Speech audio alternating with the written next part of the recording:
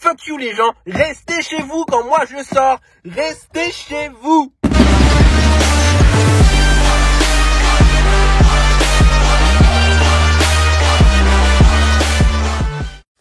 Bon, putain l'objectif hein. Voilà c'est mieux. Donc aujourd'hui nous allons faire une vidéo sur ce véhicule qui est la remplaçante de l'Audi A4 de madame. Oui je sais tu es très déçu. J'ai déjà dit au propriétaire à qui j'avais vendu la 4 de madame que c'est... voilà, hein. Bref. Donc, c'est une vidéo que tu as déjà vue. C'est-à-dire que c'est une chose que j'ai déjà faite sur la Golf à Fox. Mais pour alimenter un peu la chaîne YouTube et ne pas la laisser à l'abandon, parce qu'en fait, tous les projets se passent. Il y a pas mal de choses qui se passent. Mais je mets tout sur Insta. Je ne mets plus sur YouTube maintenant. YouTube, je n'ai plus le temps. Et malheureusement, comme tout le monde, pas investir mon temps parce que là, comme tout le monde, on a besoin d'argent. Donc je suis obligé de l'investir dans d'autres choses. Mais ça m'arrive sur du temps libre de faire ces caisses-là, celles des potes. Donc du coup, j'en profite pour faire 2-3 petites vidéos. Ok? Bon allez, on y va. Oh putain, ça fait du bruit. Nous allons changer le turbal. Parce que ce turbo est complètement mort. On a regardé la carto, elle est mal faite. Tu peux pas toucher, tu peux pas mettre, si d'origine tu es à 60 mg, tu peux pas mettre 85 mg et ne pas retoucher tes durées. À part si tu veux casser ton bloc. Là, éventuellement, tu peux faire ça. Bref. Du coup, qu'est-ce qu'on va mettre comme turbo là-dessus? Alors, il s'agit d'un turbo claquette, full Adidas. Trêve de plaisanterie. Non, il s'agit d'un turbo. Alors, de base, moi, j'ai mon fournisseur. Mais celui-là, il vient de chez 2N Turbo. Et il s'agit d'un 1752 grosse coquille. Overboost à 2 barres. C'est pas mal. L'utilisation en daily de la voiture, c'est pas mal. Alors pour moi, sous les conseils de 2N, il est parti sous un 1752. Mais on a des 1756, nous, qui chargent relativement tôt. On a des 1756 qui chargent relativement tôt. Pour moi, le meilleur compromis reste un 1756. Après, celui-là, il fera l'affaire. Surtout en grosse coquille. Pour ce faire, tu vas commencer par retirer ton système de boîte à air. En général, tu retires toute la boîte à air ou tu retires, tu sais, directement au niveau du turbo. C'est par un collier à la con de chez Volkswagen. À part s'il a été changé, tu as de la chance et c'est un collier basique. Mais tu retires en gros ta canalisation d'air qui va au turbo. Ensuite, tu vas retirer ton arrivée d'huile turbo. Et, de toute façon, on va y aller par étapes. Après, c'est que les écrous. Mais tu es obligé d'aller en dessous de la voiture, défaire le support du moteur pour basculer un peu le moteur et il sort par en dessous. Ceux qui disent qu'il sort par au-dessus, le turbo sur un 2 litres TDI, ça ne sort pas par au-dessus. Ou alors, si en poussant le moteur, etc., c'est possible aussi de sortir par au-dessus. Mais moi, je le fais par en dessous. Sur les 2 litres TDI, il y a toujours un endroit où ça perd du liquide de refroidissement et c'est tellement subtil que tu ne le vois pas et même par terre, il n'y a pas de traces. Et automatiquement, tu vas croire que c'est une culasse poreuse. Donc l'information que je te donne là, elle est primordiale. Déjà, les gens peuvent t'avoir là-dessus. Te dire, si, en fait, ta culasse, elle est poreuse et machin. Vraiment pour ceux qui sont possesseurs de 2 litres TDI, tu vois. Attention, c'est un très mal aimé. Le 2 litres TDI, il est très très mal aimé. Il se plaignait d'une consommation de LR. Tu vois, je t'invente rien, tu vois. Et là, le premier endroit où j'ai été regardé, c'est ce fameux endroit-là. Alors attends, est-ce que je vais arriver à glisser le téléphone? Le Decata, c'est pas moi qui l'a fait. Cet endroit-là, précisément sur la boîte. Attends, je vais zoomer. Regarde, voilà. Là, on le voit très bien. Ici, on s'aperçoit qu'il y a une trace rosâtre. Tu vois, en bas, il y a une tache blanche. Donc là, tu as les taches blanches. Je peux pas mettre mon doigt, donc il va falloir que tu essayes de comprendre. Tu as les taches blanches ici de la boîte, tu vois. Tiens, regarde sur le Decata à 2 balles qu'il a fait. Tu vois, les taches blanches comme ça, genre calcaire, on va dire un peu. Ça, c'est du liquide de refroidissement qui coule. Et cet endroit-là, donc il y a du liquide de refroidissement qui coule. Donc, je ne vais pas te dire d'où cela provient. Attends, je suis quand même un enculé. Mais tu sauras au moins que c'est par ici qu'il faut chercher. Et là, tu diras merci Litso. Parce que mon 2 litres TDI, la plupart qui ont été catalogués comme culasse poreuse et autres, en fait, n'avaient rien, quoi. Ils n'avaient pas de culasse poreuse. C'était juste une mini fuite, parce que ça, tu le vois pas par terre. Hein. Vraiment, tu roules et tout ça, tu vois pas, tu vois. Donc, c'est bien cet endroit-là. Merci, Itzo. Tu la vois, là? La traînée, on peut pas mieux faire, hein. Tu vois. rosâtre, bien ici, et ça coule de là. Et donc on voit bien, encore une fois ici, la goutte de rouille, là, c'est du LR. Bon, on va enlever ce fameux collier, j'ai dû me glisser en dessous, pour pouvoir lui dégager sa grand-mère, la flûte. Il y a une autre chose que tu loupes, parce que, attends, on va le voir ou pas? Est-ce qu'on va le voir? Ah là là! Ça, ce turbo, ce moteur-là va aller dans cette Golf qui est là. Et ça, je le mets que sur Insta. Bref. Cette Golf 4 que j'ai est de base un TDI 150. Et le moteur avait déjà été changé, soi-disant par un garagiste. Et il avait acheté le moteur dans une casse. Ce moteur-là, lorsque je l'ai vu, je ne sais pas si tu vas bien voir. Malheureusement, j'arrive pas à voir. Tu vois, tu as la lettre GF. Et au-dessus, tu as marqué 1,9 litre, enfin 1,9 et 2 litres. Là est un moteur sur les générations de calculateurs EDC16. D'accord? Donc, il existe des 1,9 litre, tu sais, en EDC16 sur les Golf 5 et les Seat Leon. Ils sont même très mal réputés par rapport aux bielles. C'est-à-dire que les bielles cassent sur certains blocs. En fait, c'est arrivé à 200 000, ça peut casser. D'accord? Sur les Golf 4, déjà, c'est pas GF dans les blocs moteurs. Et tu n'auras pas 1.9/2.0, donc 1,9 litre ou 2 litres, marqué sur le bas moteur. C'est que 1,9 litre, parce qu'à l'époque, il n'y avait pas 2 litres. Donc déjà, la casse, qui est un professionnel, avec le mec qui a remplacé le moteur, qui est un professionnel. Donc après, celui-là qui a remplacé le moteur, il y est un peu pour rien, tu vois. Mais la casse, qui lui a dit certifier que c'était un moteur d'un 1,9 litre TDI 150, a sans doute dû lui vendre hyper cher, quoique les 1,9 litre TDI des EDC16 se vendent cher, et en lui disant que c'était un 1,9 litre TDI 150, or ce n'était pas un 1,9 litre TDI 150, vu que j'en ai la preuve là, c'était bien un 1,9 litre TDI 105. Qu'est-ce qu'il est bon, ce lit de saut, qu'est-ce qu'il est généreux. Et tiens, encore une autre information, ce pare-choc, pardon, qui est un pare-choc très ressemblant à celui de la R32, monté d'origine sur les Golf 5 GT, ne se monte pas sur les Golf 5 sans modif très importante, à moins de reprendre la traverse complète, enfin le masque plutôt, complet de la Golf 5 qui dispose de ce pare-choc pour pouvoir installer ce pare-choc là. Et ce pare-choc, on lui a appliqué un covering noir parce que son pare-choc qu'il a eu là était bleu. Encore une autre information, donc ça, celui-là, il provient d'une Jetta. Par exemple, tu voulais pas te casser le cul, il fallait le masque complet. Nous, sur le coup, on le savait pas, donc on s'est cassé le cul et on a adapté le pare-choc au masque d'origine. Donc c'est faisable, hein, c'est faisable, mais il y a de l'adaptation à faire. Pas. Mon TDI fume. Mon TDI a des pertes de puissance. Mon TDI marche pas. Je vous ai dit, les gars, un bon nombre de fois, arrêtez de faire ce putain de truc à la con. Si votre bagnole démanchonne, donc déjà, faut revoir la pression de turbo, ça se trouve dans la carto, c'est trop. Mais pour mon frère qui a la Seat et qui a tout le système d'origine avec un certain nombre de pressions de turbo, ça ne démanchonne pas. C'est parce qu'il faut regarder vos agrafes sur ces durites à la con qui se bouffent ou le joint. Changez ça. Et au pire des cas, l'échangeur. Mais arrêtez de faire ça. D'accord? Donc, est-ce que tu vois un peu la robustesse d'un TDI? Bon, alors là, ça, c'est pas énorme, mais c'est une perte de pression. Turbo, voiture qui fume, turbo qui prend pas ses pressions. Donc, même là, pour la carton, on va s'amuser.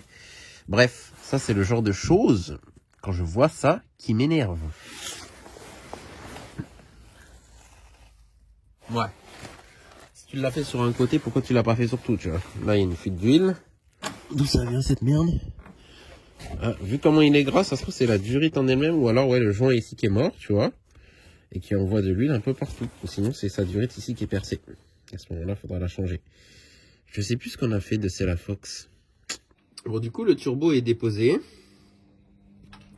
Je n'ai pas eu besoin de défaire le cardan, qui est encore présent.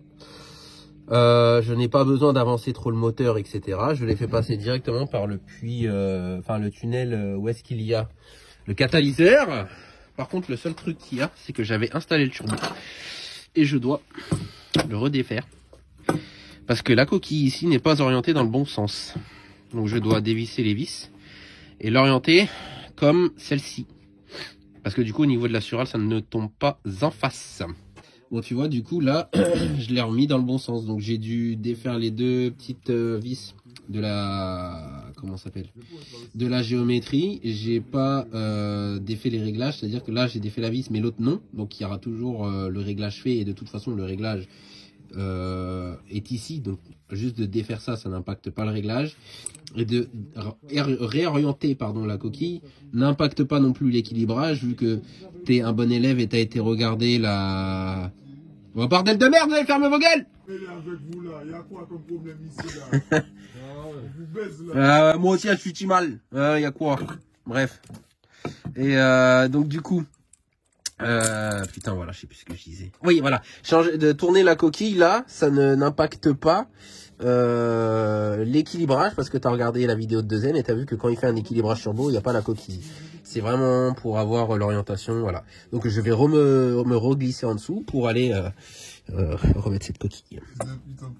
Mais c'était lui. Ah, je me suis dit. Avec sa barbe là sur la et en plus, il y avait ça. C'est lui. Ah oui, je me suis dit putain, s'ils mettent une Axel, bah alors je vais te signaler aussi. Bon, je te montre. Tu vois le refroidisseur EGR là. Il y en avait un là-dessus. C'est pas moi qui l'a fait, mais il l'a très bien fait. Et comme il y en a plusieurs qui me disent oui sur 2 litres TDI, regarde le schéma.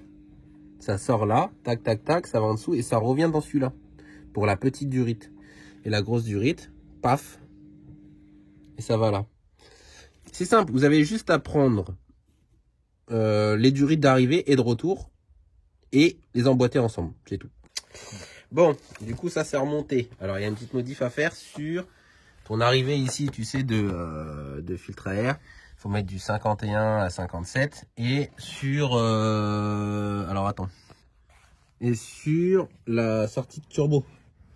Tu es obligé de mettre un manchon comme ça, vu que ce n'est plus du clipsé, avec un adaptateur. Bref, bon, le souci c'est pas ça. C'est que la voiture, en fait, le mec qui l'a vendu a dit oui, il y a un réglage N75, un réglage géométrie variable à faire. Donc de la Westgate. Parce qu'il y a un mec qui avait dit ah, Westgate sur un commentaire, tu vois. Ça se dit pareil. Et donc du coup la Westgate, tiens, prends ça. Il y avait un réglage à faire dessus. Si c'est d'origine et que le turbo n'a jamais été changé et qu'il n'y a pas signe de géométrie grippée ou quoi que ce soit, il n'y a aucun réglage à faire là-dessus. Donc c'est que soit le mec qui l'avait avant, quand il a démonté un truc, il a fait de la merde.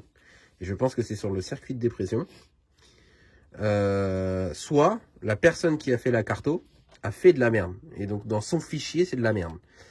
Un des deux. Parce qu'en gros, pour moi, quand je défais le tuyau de dépression qui arrive sur la Wastegate, et ben, il y a pas de, ça aspire pas, tu vois. Ça devrait aspirer. À part si, comme nous, on demande à ce que ça aspire pas à bas régime pour que ça fasse du bruit, tu vois. Mais pour moi, il y a un souci, sachant que j'ai déjà changé le gros boîtier. Il n'y a pas de truc condamné. Juste un, mais ça, normalement, c'est le clapet EGR. Et l'autre truc que je vois, c'est la dépression ici, qui est reliée au Master Vac. Alors, si le clapet, il n'est pas bouché, etc., etc. Mais ça, c'est pareil, ça m'étonnerait quand même aussi. Tu peux chercher tout ce que tu veux. Il avait inversé ce tuyau-là, et 2 autres tuyaux ici. Et la différence, c'est que là...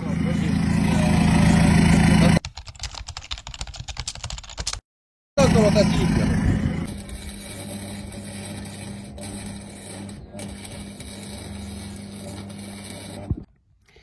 Bon bah voilà, ligne au fil fourré. Ça touche pas, c'est centré quoi, Piaf, d'être officiellement possesseur d'un TDI qui fume, et qui est Volkswagen en plus, et au fil fourré. Là tu vas passer pour un sacré kéké, hein. Ça fait que par rapport à ça, frère. Ah. Tu vois ce que je veux dire ou pas? Ouais. Là c'est kéké. Kéké mais un peu moins kéké. Tu vois? Kéké plus. Ouais, kéké plus. Kéké golf quoi, tu vois. Ouais, tu peux exploser.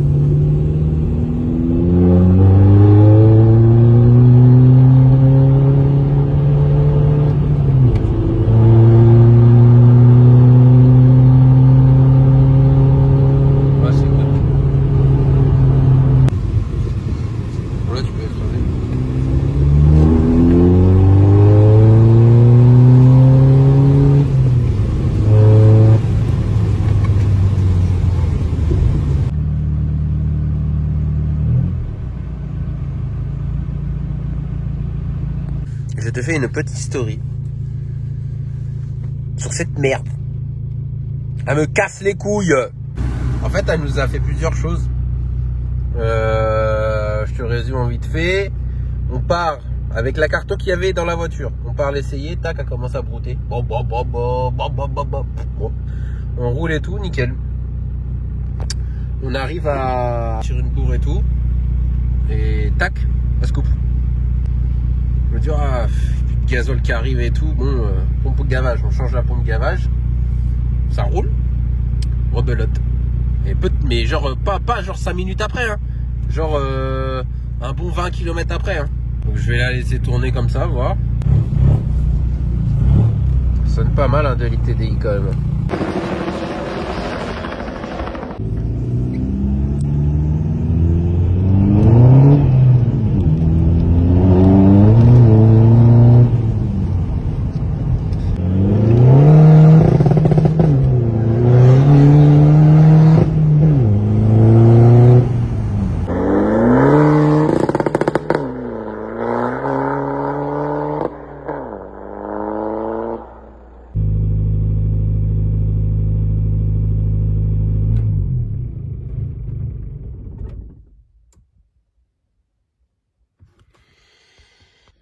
Bon, on va aller à la casse, acheter un petit truc pour Piafo, à savoir une prise. Bah, tu vois, l'airbag là c'est normal, c'est parce que j'ai mis ça dans une Ibiza. Oh, c'est beau. Donc, oh putain, changer l'ampoule. Oui, il faut changer ça pour Piafo. On va aller l'aider parce que Piafo, sa voiture ne marche plus.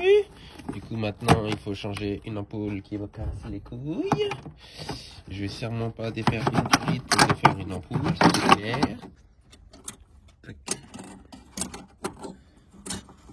C'est donc toi le problème. Voilà. Nickel. La veilleuse. Fuck you, la veilleuse, fuck you. Je la change pas. Let's go. Oh ta gueule, hein. Mon havre de paix. Donc l'Itso vire ici pour se détendre, mais aussi pour faire des emplettes là pour Piafo. Est-ce que l'Itso n'avait pas pensé? C'est que à cause des TDI, le réchauffement climatique, il est en carafe, tu vois. Les TDI font fondre la banquise. Les TDI te mettent en PLS. Les TDI te tuent, tu vois. Ça, l'Itso, il avait pas pensé à ça. Ça, c'est la merde, tu vois. Donc, du coup, l'Itso se caille les couilles et depuis tout à l'heure, il se prend le marteau dans le tibia. Le marteau que j'ai pris dans mon sac, tu vois. J'hallucine, quoi. On passe d'un tuto au changement de turbo à je vais à la casse. Je récupère bien évidemment des trucs que j'ai pas besoin, hein, genre un calculateur. Enfin, quoi, quel calculateur j'ai quand même besoin. Mais ça serait moi, tu vois, ne serait-ce que le Touran, là, je récupérerais pas mal de choses, hein, notamment ces sièges-là qui peuvent faire un très bon divan dans mon garage. Après, madame, oui, mais tu comprends, le salon, c'est pas un repère à jantes, et nanani et nanana. Regarde-moi ça, toi. 2024, on peut même plus mettre des jantes dans son salon tranquillement.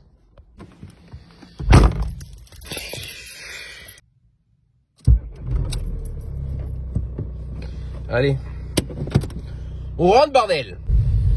Donc je sais pas si t'as bien compris. La voiture, on la prend.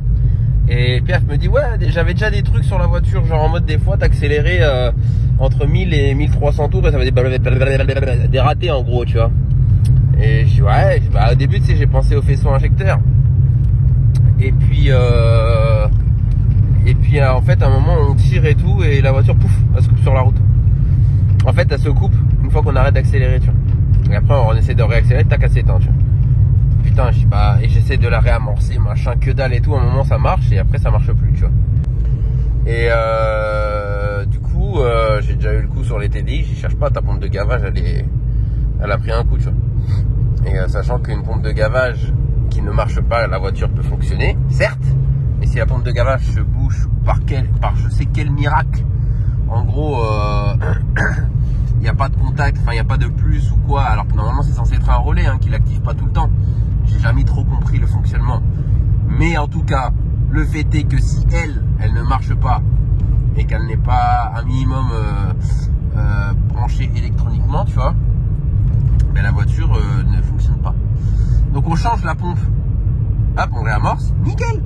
On va rouler et tout. Et en fait, ce qui s'est passé, c'est que dès qu'on a changé la pompe, on entendait la pompe dans le coffre fonctionner dès qu'on mettait le contact, tu vois. Et en fait, après une journée, je crois, on a roulé tout ça avec. Il me dit, je dis, putain, c'est bizarre. Je dis, on n'entend plus la pompe. Et Piaf, pareil, il me dit, ouais, j'entends plus la pompe, tu vois. Je dis, c'est chelou l'histoire. Et je dis, bah ouais, parce qu'une pompe de gavage, ça s'entend toujours. Et quand je regardais en fait sur les forums et les topics et tout ça, les mecs disaient, ouais, j'ai contrôlé la pompe de gavage, elle fonctionne. S'il a contrôlé la pompe de gavage comme moi, c'est-à-dire avec une batterie à la volée, tu vois, ben moi la pompe a fonctionné. Hein. Genre j'ai mis une batterie, j'ai tiré 2 fils, tac, ça fonctionnait. Hein. Oh putain! Oh la DDE là! Vous voyez pas comme me casser les couilles, bordel! Voilà, on a changé la petite prise et celle-là, tu vois, elle était pas top. Hein. Là, et je sais plus où. Et là, oh là là. Bon, que je t'explique rapidement parce que je n'ai pas beaucoup de place sur ce téléphone de merde. Tu reviens pour changer son turbo parce que de base, la voiture n'avait pas de pression en bas régime. C'est-à-dire que jusqu'à 3000, il n'y avait rien. Qui avait la voiture avant, a supprimé le refroidisseur EGR et a interverti 2 tuyaux de dépression. C'était juste cela, pas celui-là, pas au niveau de la vanne EGR, au niveau du master vac. 2 pressions, enfin 2 tuyaux. Parce qu'en fait, sur ces voitures-là, quand tu démarres la voiture, quand c'est entre guillemets un petit peu libre, voilà, tu as compris ce que je veux dire, ça siffle à l'échappement. Or, si tu ne fais pas dans la carto, demander à ce que ça ne siffle pas à bas régime, ça doit siffler. Là, ça ne sifflait pas. C'est pour ça que dans la vidéo, tu vois, à un moment, je vais vers l'échappement et ça siffle, tu vois. Là, il est en fonction normale. Donc, on change ça et tout ça. Et là, la voiture se met à déconner. Donc, il m'a dit qu'il avait déjà des ratés. Genre, Donc, moi, j'ai commandé un faisceau injecteur, mais je ne l'ai pas encore monté, tu vois. Mais c'est typique d'un faisceau injecteur. Et la voiture s'est mise à caler. Bref, je te résume tout ça en vite fait. Pour moi, le fait est que la voiture avant ne calait pas parce que la montée en régime de la voiture était trop faible, tu vois. C'était donc en gros la pression qui arrivait dans le moteur, la pression carburant n'était pas élevée, tu vois. La pompe tandem arrivait à aspirer le gasoil de manière à ce que le moteur monte progressivement. Là, je lui dis en gros, t'inquiète, tu vas souffler. Et pour le coup, franchement, donc moi je te dis mes turbos je les prends ailleurs, mais tu vois aussi que donc mes turbos sont très bons parce que tu vois la Golf Fox et tout ça, ça marche très bien. L'Audi de Madame à 6 là qu'on a réussi à faire la carto, ça marche très bien aussi.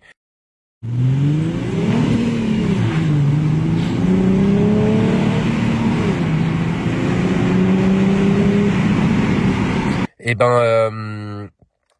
deuxième turbo, le turbo qui nous avait recommandé 1752, moi j'ai demandé grosse coquille et tout ça. Bah oui, il est très bien, elle charge très bien. Bref, donc la voiture se met à charger. Donc le gasoil, enfin le compte tourne monte super vite. Donc le gasoil qui est demandé là au moteur est beaucoup plus, mais la pression est beaucoup plus importante. Et là la pompe tandem se dit oui, enfin moi là je n'arrive pas à suivre, tu vois. Bon, t'as compris? C'est le problème, il est trouvé. Donc là la voiture ça fait une semaine ou 2 que je l'ai pas en gros démarré. Elle a un peu les préchauffages qui déconnent et il fait froid donc. Elle a un peu du mal à démarrer. Le premier démarrage. Ça c'est parce qu'il fait froid de ouf. Mais elle démarre. Il n'y a plus de raté ou quoi que ce soit comme on avait avant. Là on faisait ça. Ça faisait... Tu vois. Là ça va. Et donc là je vais féliciter mon frère. Je me félicite et tout ça d'arriver là où est-ce que l'on arrive. Parce que fut une époque, Litsu s'en est mangé des critiques. Hein. Litsu s'en est mangé des critiques, mais de partout, tu vois. Je suis content d'être arrivé là où la plupart auraient dit, ou me disaient à l'époque, laisse tomber, c'est trop chaud. Vas-y, tu vas pas comprendre. Celui-là, il est pour... Je mets pas d'huile parce que j'aime bien quand, tu vois, je te fais mal. Mais celui-là, il vient du cœur. C'est difficile par moment de porter sa gamme.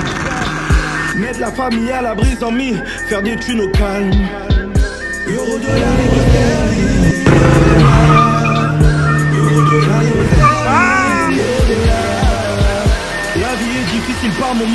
c'est porter sa gamme. Mettre la famille à l'abri sans mis, faire des thunes au calme. Euro dollar, livre sterling, euro dollar. Euro dollar, livre sterling, euro dollar. Ah, ça marche. J'étais obligé de passer là-dessus. J'ai même pas une chance. Ah non, comment c'était violent. Elle est plus violente. Pour moi, elle est plus violente que la G3. Que ma G3. Je sais pas, mais frère, si tu rebondis